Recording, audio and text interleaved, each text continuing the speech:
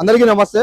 ప్రస్తుతం మనం ఆర్టీసీ భవన్ దగ్గరికి రావడం జరిగింది. 60 ఏళ్ల పైబడిన ఆర్టీసీ కార్మికులు, రిటైర్డ్ అయిన కార్మికులు అందరూ ఇక్కడ ధర్నా చేయడం జరుగుతుంది. మరి వారికి రావాల్సిన రిటైర్మెంట్ బెనిఫిట్స్ ఏమవుతున్నాయో, వారికి ఇంతవరకు ఒక 10 సంవత్సరాల నుంచి 15 సంవత్సరాల వరకు రిటైర్డ్ అయిన పెద్దవాళ్ళు ఎందరో ఉన్నారు. మరి ఇప్పటి వరకు వాళ్ళకు రావాల్సిన బకాయిలు అయితే ఉన్నాయో, నిజంగా వాళ్ళకు రావాల్సిన, నిజంగా వాస్తవానికి వాళ్ళకు నిజాయితీగా రావాల్సినవి, కానీ ఇప్పటి వరకు కూడా వాళ్ళకు ప్రభుత్వం ఇప్పటి వరకు ఏ పరిస్థితి. మరి గత ప్రభుత్వంలో అదే చూసాం. మరి ఈ ప్రభుత్వం అయినా వచ్చిన తర్వాత అయినా మనకు రావాల్సిన బెనిఫిట్స్ ఏవైతుందో వాళ్ళు పూర్తి స్థాయిలో ఇస్తారని వాళ్ళు పూర్తి నమ్మకంతో ఉండేవారు. మరి ఇప్పటికి కూడా ఈ సంవత్సరం ఈ ప్రభుత్వం వచ్చి 2.5 సంవత్సరాలు అవుతుంది, కానీ ఇప్పటి వరకు వాళ్ళకు రావాల్సిన బకాయిలు అయితే ఏదైతుందో ఇంతవరకు ఇవ్వని పరిస్థితి. మరి వాళ్ళతో మాట్లాడి పూర్తిగా తెలుసుకునే ప్రయత్నం చేద్దాం. మాకు రావాల్సినవి బకాయిలు ఉన్నాయి. ఒకటి 17th పే స్కేల్ రివిజన్ రావాలి, ఆ తర్వాత డిఫరెన్స్ అమౌంట్ రావాలి, ఆ తర్వాత 21 పే స్కేల్ అది ఇంప్లిమెంటేషన్ కావాలి. ఈ వీటి గురించే మా మెయిన్ థింగ్.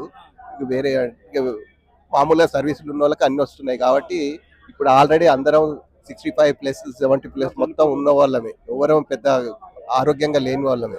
మా పొట్టగొట్టి ఏదో మేనేజ్మెంట్ వాళ్ళు పబ్బం గడుపుకోవాలని చూస్తున్నారు, కానీ అది వద్దు. మమ్మల్ని కూడా మీరు చూడండి, మేము ఇప్పటిదాకా ఆర్టీసీలో 30-40 ఏళ్ళ దాకా సేవలు చేసిన ఉన్నోళ్ళమే, దానికి పిల్లర్ లాంటి వాళ్ళమే. మమ్మల్ని కూడా కనుకరించి మాకు రావాల్సిన బకాయిలు వెంటనే మాకు ఇవ్వాలని ఈ సందర్భంగా మేము కోరుతున్నాం.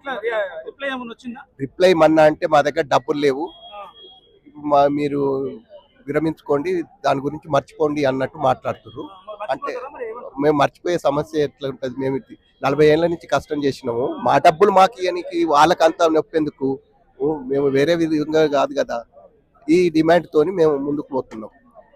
మీరు ఈ విషయాన్ని మేనేజ్మెంట్ తెలిసి మాకు మీ ద్వారా కూడా వాళ్ళ మీద ఫోర్స్ పెట్టి మాకు ఇప్పించగలరని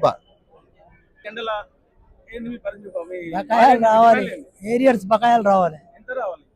ఎంత రావాలంటే అది లెక్క చేస్తే 7 years అయింది మేము రిటైర్ అయ్యి. రిటైర్మెంట్ డిఫరెంట్ అమౌంట్ రావాలి. ఏఆర్సీ జంప్ అయింది, జంప్ అయిన అమౌంట్ ఖాళీ ఐఆర్ ఇచ్చింది, ఇంటీరియం రిలీఫ్, మిగతా పైసలు రావాలి. ఇస్తా ఖాళీ చర్చలు అయినాయి కానీ ఇస్తా అని చెప్తున్నారు, మళ్ళీ మారిపోతున్నారు. ఇస్తా అంటున్నారు, మారిపోతున్నారు. ఒక మాట మీద ఉండలేరు వాళ్ళు. అదే ఉన్నది బాధ.